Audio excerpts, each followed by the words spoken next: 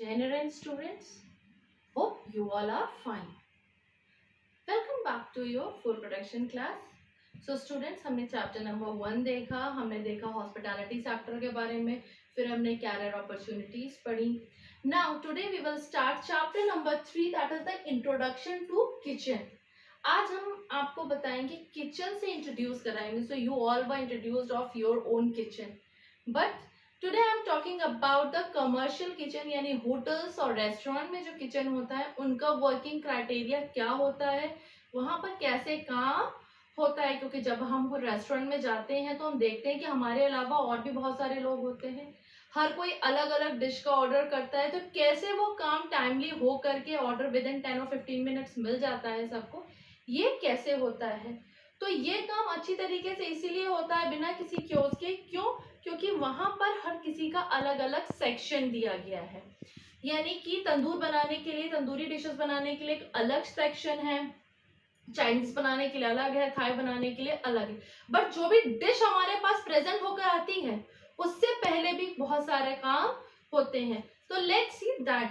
तो sections in a kitchen, kitchen के अलग अलग सेक्शन होते हैं, जैसे pre preparation and cooking area, storage area, dish wash and pot wash area, chefs office. अब जो हमारा pre preparation and cooking area है इसके भी 5 पार्ट्स होते हैं, यानी कि हर काम कहाँ क्या क्या चीजें होंगी. तो इन सबको हम स्लाइड्स में देखेंगे. क्यों ये इम्पोर्टेंट है ये भी मैं आपको स्लाइड्स के थ्रू एक्सप्लेन करूंगी. So let's see the slides. General students, welcome back to your food production class. Today I am going to start a chapter number 3 that is the introduction to kitchen. तो आप सब अपने kitchen से तो introduce हैं, but अगर आप commercial kitchen की बात करें तो जैसे हम रेस्टोरेंट्स में जाते हैं तो हम देखते हैं बहुत सारी फैमिलीज़ बैठी होती हैं, हर किसी का अलग अलग ऑर्डर होता है. कोई साउथ इंडियन कर रहा है, कोई चाइनीज़ कर रहा है, कोई थाई कर रहा है, कोई तंदूरी कर रहा है. तो क्या एक शेफ़ के लिए ये सब चीज़ें करना ईजी होगा? नहीं, it is not easy and create a chaos also. So उसके लिए क्या है, काम अच्छी तरीके से हो, प्रिपेयर सबके पास अच्छी तरीके से ले जाए, तो हर चीज़ का डिपार्टमेंट अलग अलग करा गया है. तो इसी को हम देखते हैं इस चैप्टर में कि कैसे होटल्स में या रेस्टोरेंट में ये काम अरेंज किया जाता है. तो fundamentals of kitchen operation. The kitchen operation begins from the time when the head chef of the kitchen checks the available ingredients in the kitchen, plan for the next day's sale forecast and place the order for the ingredients in the purchase department. The purchase department further compiles order from various kitchens and places the order with the suppliers. The raw material is received next day. It is then given to various sections as per requirement and processed or made ready to be cooked. The food is then cooked and served to the guest by the chefs. It is the prime responsibility of a chef to prepare hygienic and tasty food. तो क्या काम है यहाँ पे? सबसे पहला तो आप देख लीजिए fundamentals of a kitchen operation. सबसे पहला क्या काम है, हमें किन चीज़ों की ज़रूरत है, उनका प्लान करना किस हिसाब से. जैसे कि मान लीजिए फोरकास्ट के हिसाब से, सेल्स फोरकास्ट. आप देखते हैं कि जब नवरात्र आता है तो बहुत सारे रेस्टोरेंट्स में नवरात्र थाली या डिशेस ऑफ फास्ट वो अवेलेबल. क्योंकि लोग जब जाते हैं कहीं बाहर तो उनको कहीं कुछ मिल जाए ऐसा फास्ट पर, तो वो चीज़ें अरेंज करना, फिर उनका सामान होना. So that is the duty of a chef. और उसका ये भी काम है कि वो जो भी चीज़ बन रही है प्रॉपर हाइजीनिक तरीके से बन रही है और खाना भी अच्छा होना चाहिए. Now the importance of having section in a kitchen. तो इसका काम क्या है? A hotel kitchen is divided into various section. These section can be small और large depending on the volume and the type of a business. Each section has its own set of responsibility. All the sections together work as a team to fulfill the guest need and prepare food in time. Now it is important to divide the work in section because अब क्यों important है? The most one is कि हर कोई हर चीज़ में specialist नहीं होता है. तो जो काम में जो शेफ़ स्पेशलिस्ट है वो चीज़ बहुत अच्छे से बना सकता है. तो इसीलिए हर कुजीन में अलग अलग शेफ़ होता है, वो अपना काम करता है. एक हो सकता है बेकिंग में बहुत अच्छा हो, दूसरा जो है चाइनीज़ फूड में बहुत अच्छा हो, तीसरा इंडियन करीज़ में बहुत अच्छा हो, कोई थाई फूड में बहुत अच्छा होगा, कोई तंदूरी डिशेस में होगा.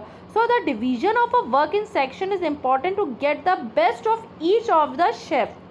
जो शेफ़ जिस चीज़ में एक्सपर्ट है वो अपना बेस्ट देगा and make a tasty food and happy guest. अच्छा वो डिश बना करके देगा क्योंकि वो उसमें एक्सपर्ट है, वो अपनी अच्छा बेस्ट देगा और फिर उससे क्या होगा, हमारा गेस्ट भी हैप्पी रहेगा. Second is to clarify the responsibility of each chef in the kitchen and to avoid any chaos as to who does what job. तो हर किसी को अपनी रिस्पॉन्सिबिलिटी पता है कि उसे क्या काम करना है, कौन सा ऑर्डर आया तो किस शेफ़ का काम है. तो इससे क्या होगा कि कोई भी chaos नहीं होगा, अच्छी तरीके से काम फुलफिल हो जाएगा. This is also important to maintain quality and taste of the dishes. Each section has few chefs who share the responsibility of preparing a consistent quality, taste and presentation of a dish to the guest. So each time you order dal makhani in your favorite restaurant you get the same taste. यानी कि कुछ chefs होते हैं जिनका काम होता है उस डिश का स्वाद, वो क्वालिटी, उसका प्रेजेंटेशन मेंटेन रखने के लिए. क्योंकि जितनी बार अगर आप अपने, मुझे किसी होटल का हो सकता है मुझे वहाँ का साउथ इंडियन बहुत अच्छा लगता हो, तो अगर मैं वहाँ जाऊँ तो मुझे हर बार वही टेस्ट मिले. और अगर कोई नया शेफ़ उसको ज्वाइन करता है तो उसको भी इन सब चीज़ों से इंट्रोड्यूस कराया जाता है, उसको भी सिखाया जाता है कि वो डिश कैसे बनी है या उसमें कैसा टेस्ट उनके कस्टमर्स को पसंद है. अब हम देखते हैं कि कौन कौन से सेक्शंस किचन में किए जाते हैं. तो सब उसको जो हमारा कमर्शियल किचन है, they are divided into 4 main parts, that is pre preparation and cooking area, storage area, dish wash and pot wash area and chef's office.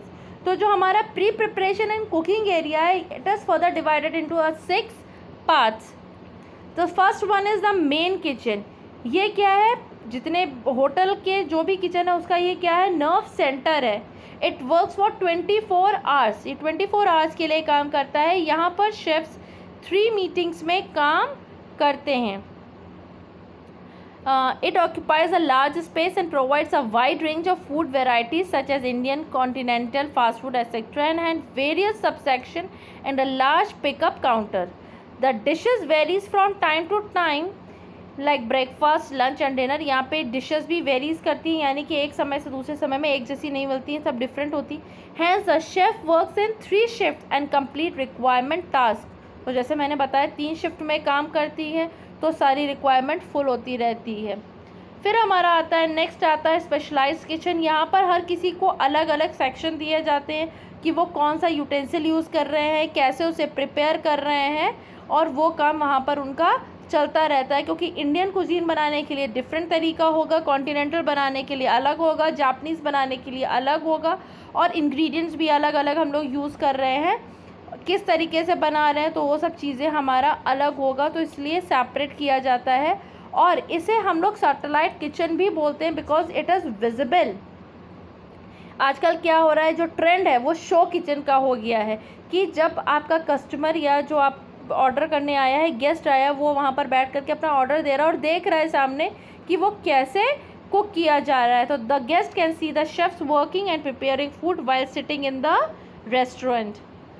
फिर हमारा आता है बचरी, जहाँ पर इसका मतलब क्या होता है कि जहाँ पर जितना भी हम नॉनवेज वाली चीज़ है, जैसे मीट है, चिकन है, सी फूड है, इन सबको की सफाई होना, इनको क्लीन किया जाता है, इनकी कटिंग की जाती है कि हर चीज़ में जहाँ पर भी रेस्टोरेंट में रिक्वायरमेंट होगा वहाँ पर उस हिसाब से इनकी cutting, cleaning, waiting, vacuum seal करके इन्हें फ्रोज़न किया जाता है, स्टोर किया जाता है फ्रोज़न करने के लिए कि जब जिसकी डिमांड होगी उसको वैसा दिया जाएगा.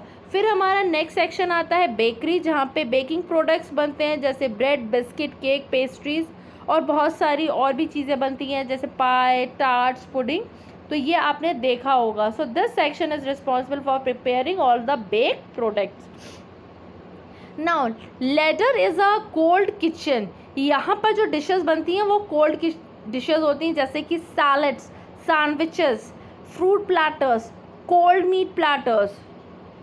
फिर बैंक्वेट किचन. सो ये क्या होता है, एक बहुत बड़ा हॉल सा होता है जहाँ पर बहुत सारे फंक्शंस किए जाते हैं. जैसे कि यहाँ पर मेनली डिशेस जो बनती हैं वो बड़े फंक्शंस के लिए बनती हैं, like marriage, fashion shows, product launch, diplomatic dinners etcetera. और यहाँ इस किचन में जो फूड प्रिपेयर किया जाता है वो लार्ज क्वांटिटीज़ में किया जाता है और ये 50 गेस्ट से लेकर के 1000 गेस्ट तक के लिए केटरिंग की जाती है यहाँ पे, depending on the guest requirement, guest की रिक्वायरमेंट के हिसाब से। सो द बैंक्वेट शेफ्स दस हैज़ अ चैलेंजिंग जॉब, इनका जॉब थोड़ा चैलेंजिंग होता है थोड़ा, क्योंकि इन्हें वाइड रेंज प्रिपेयर करनी होती है और क्वालिटी भी मेंटेन करनी होती है।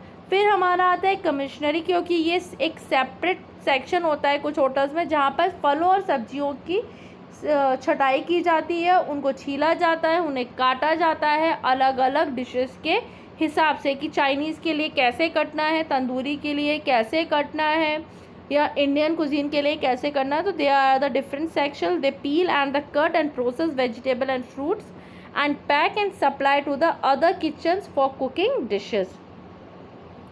फिर हमारा नेक्स्ट आता है स्टोरेज एरिया। अब आपने पढ़ा था स्टोरेज एरिया, तो यहाँ पे क्या होता है कि it is further divided into 4 parts.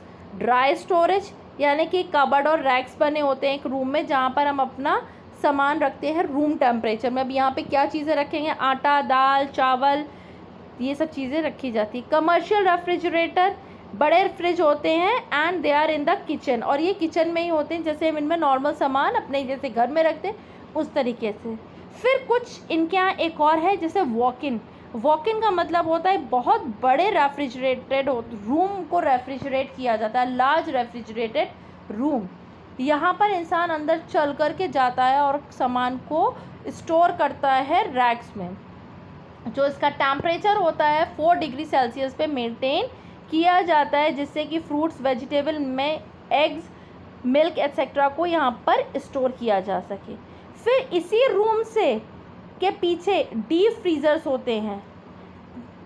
फिर क्या होता है कि इसी जो हमारा वॉक इन वाला का था, इसका एक दरवाज़ा कहाँ खुलता है, नेदर डोर कहाँ खुल रहा है, दूसरे उसके पीछे वाले पे जहाँ पर का टेम्परेचर 0 डिग्री है।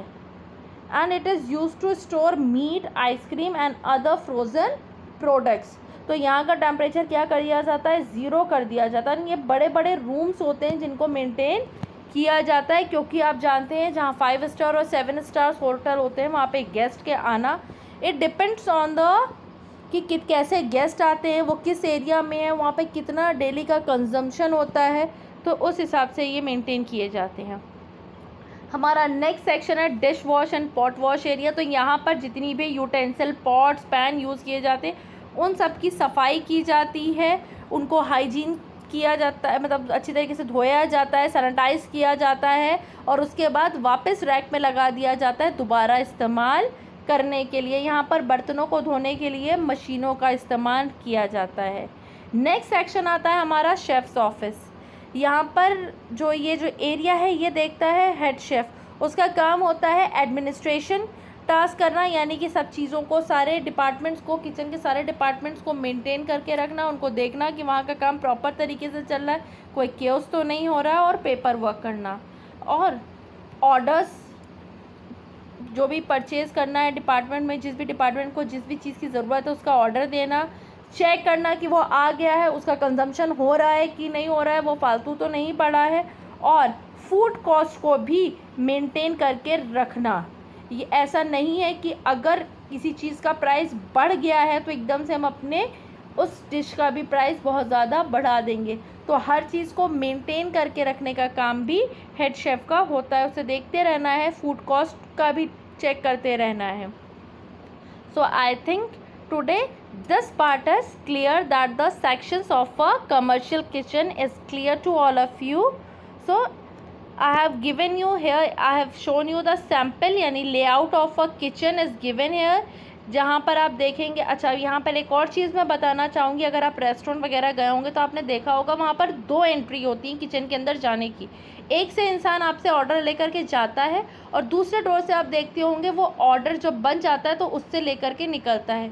तो इससे क्या होता है कि कोई भी कोलिजन नहीं होता, यानी कि आप आपस में टकराएंगे नहीं, कोई भी मिसहैपनिंग नहीं होगी, कोई इंजरीज नहीं होगी।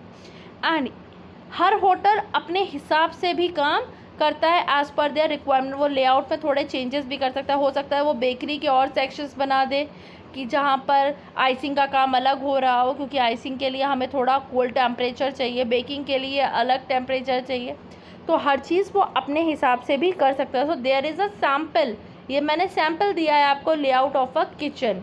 Now I think my topic is clear. Today's topic is clear to all of you. If you have any query, you can contact me. Stay home, stay safe. Thank you, class.